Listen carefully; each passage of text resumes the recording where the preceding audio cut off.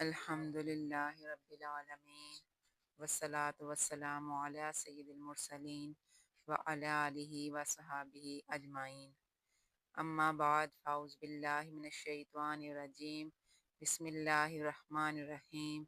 قال اللہ تبارک و تعالی فی القرآن المجید والفرقان الحمید، یخافون ربهم من فوقهم ویفعلون ما یؤمرون، صدق اللہ العظیم و صدق رسولہ النبی الکریم۔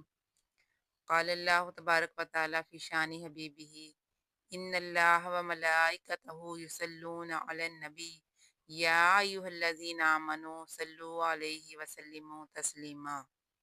بلغ العلا بکمالہ، کشف الدجی بجمالہ، حسنت جمیع خصالہ، صلوا علیہ وآلہ وسلموا تسلیما۔ فضا اسلامک چینل کی طرف سے تمام ویورز کو السلام علیکم ورحمۃ اللہ وبرکاتہ۔ آپ دیکھ رہے ہیں فضا اسلامک چینل کی طرف سے قرآن و حدیث کی روشنی میں ایمان افروز بیان۔ اللہ تعالیٰ کے حضور دعا ہے کہ اللہ تعالیٰ ہم سب کے علم و عمل میں اضافہ فرمائے۔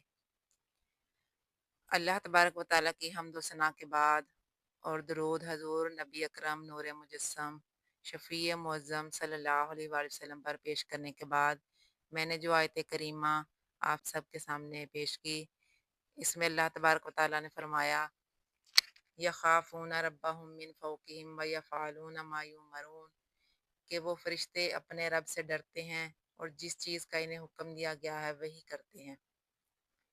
جناب علامہ ابو اللیث رحمۃ اللہ علیہ کا ارشاد ہے، ساتویں آسمان پر اللہ تعالیٰ کے ایسے فرشتے ہیں جنہیں اللہ تعالیٰ نے جب سے پیدا کیا ہے وہ حالت سجدہ میں ہیں۔ وہ اللہ تعالیٰ کے عذاب سے انتہائی خوف زدہ ہیں۔ قیامت کے دن جب وہ سجدہ سے سر اٹھائیں گے تو کہیں گے سبحانک ما عبدناک حق عبادتک، اے اللہ تو پاک ہے، ہم تیری عبادت کا حق ادا نہیں کر سکے۔ اس پر ارشاد باری تعالیٰ ہے یخافون ربهم من فوقهم ویفعلون ما یؤمرون، اور وہ یعنی فرشتے اپنے رب سے ڈرتے ہیں، جس چیز کا انہیں حکم دیا گیا ہے وہی کرتے ہیں اور ایک لمحہ بھی نافرمانی میں نہیں گزارتے۔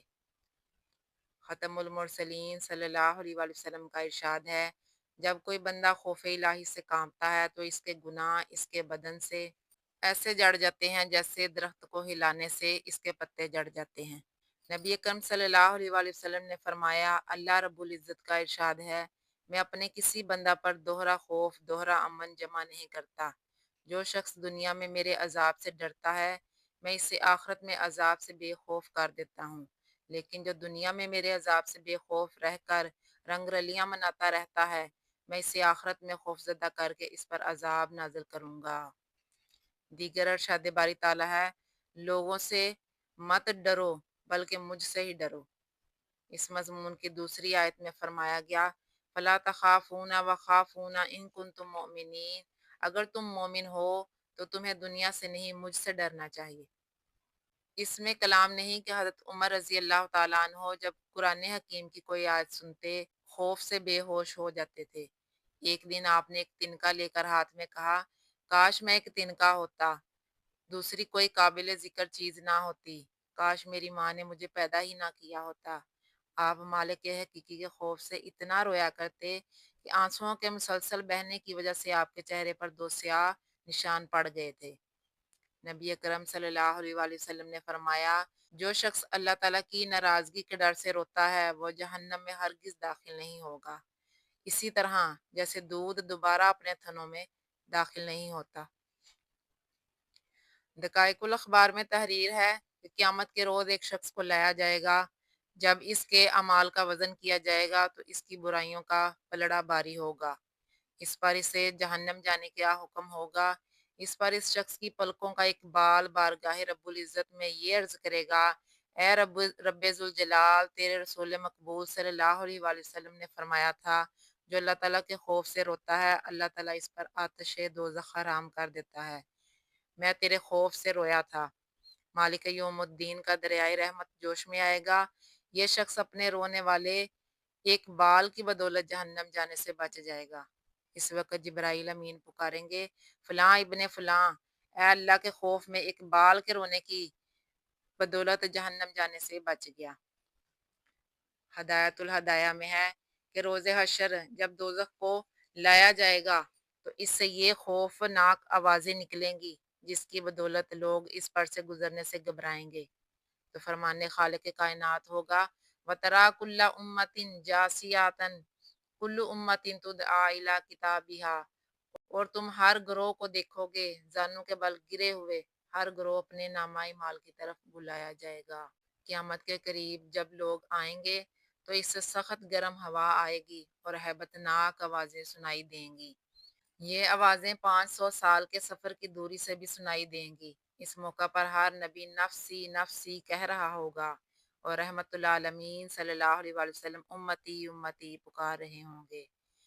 اس موقع پر دوزخ سے نہایت بلند آگ باہر برآمد ہوگی اور امت حضور صلی اللہ علیہ وآلہ وسلم کی طرف بڑھے گی۔